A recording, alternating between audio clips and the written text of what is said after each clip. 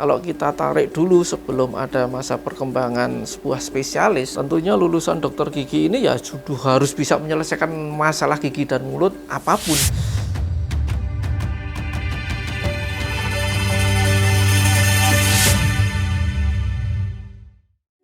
Oke, itu ceritanya panjang sejak saya kuliah mungkin di tahun 96 ya, 96, 97. Ketika saya stase di bedah mulut, ya memang saya rasa bedah ini sangat sangat saya sekali gitu ya. Pengen sekali. Bahkan ketika lulus saya bilang saya harus sekolah bedah mulut. Karena saat itu memang ya beberapa teman yang tidak bisa menyelesaikan kasusnya, kemudian saya selesaikan ya bisa selesai lah, sehingga di situ membuat saya kayak ini aku banget ini gitu. Dan waktu saya ditawari bergabung dengan UMY, waktu itu Prof. Dip yang mengajak saya bergabung membuat sebuah pendidikan kedokteran di UMY, satu yang terpikir dari saya adalah ini salah satu pintu untuk saya bisa sekolah bedah mulut. Karena untuk sekolah bedah mulut, satu biayanya mahal, yang kedua waktunya panjang. Dengan saya bergabung dengan institusi pendidikan, saya berharap saya bisa dapat beasiswa dari institusi pendidikan. Dan salah satu kontrak yang saya sampaikan pada Pak Dekan waktu itu, Dr. Erwin Santoso almarhum, saya sanggup dan siap menerima amanah membikin atau mempersiapkan proses pelaksanaan pendirian program studi kedokteran gigi, tapi besok saya disekolahkan bedah mulut, dan alhamdulillah saya bedah mulut sekolah yang menyekolahkan adalah dari UNJ.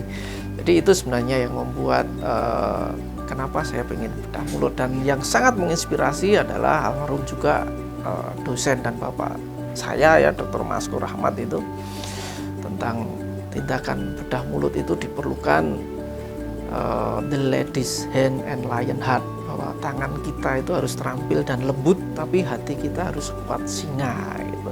Karena harus berani buka berdarah-darah, motong ya dipotong, tapi harus dengan lembut, kira-kira itu. Kalau kacamatanya dilihat dari menyelesaikan masalah kesehatan, itu adalah tanggung jawab oleh semua tenaga kesehatan ya, menyelesaikan masalah kesehatan apapun masalahnya itu. Spesifik masalah odontektomi atau gigi impaksi, tentunya ranahnya memang menjadi ranah dokter gigi. Kalau kita tarik dulu sebelum ada masa perkembangan sebuah spesialis, tentunya lulusan dokter gigi ini ya sudah harus bisa menyelesaikan masalah gigi dan mulut apapun.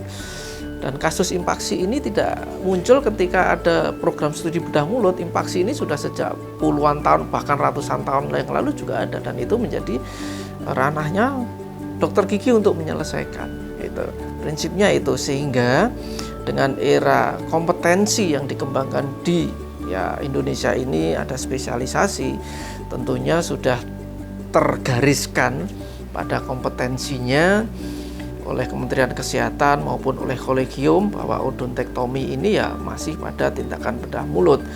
Karena pada kasus-kasus tertentu odontektomi ini memang harus memerlukan sebuah bedah yang berkolaboratif, mungkin tentang sistemik, kemudian tentang hal-hal persiapan yang lainnya. Memang ada beberapa odontektomi yang bisa diselesaikan oleh general practice, bahkan di standar kompetensi juga dibatasi. Untuk general practice diperbolehkan untuk kasus kelas 3A mesioanguler gitu kan. Kenapa? Karena sudah berdasarkan evidence base bahwa di kasus mesioanguler 3A itu dengan simple open method pada tindakan pembedahan itu gigi sudah bisa tercabut, kemudian juga aman, tidak berbahaya untuk menimbulkan komplikasi-komplikasi lanjut.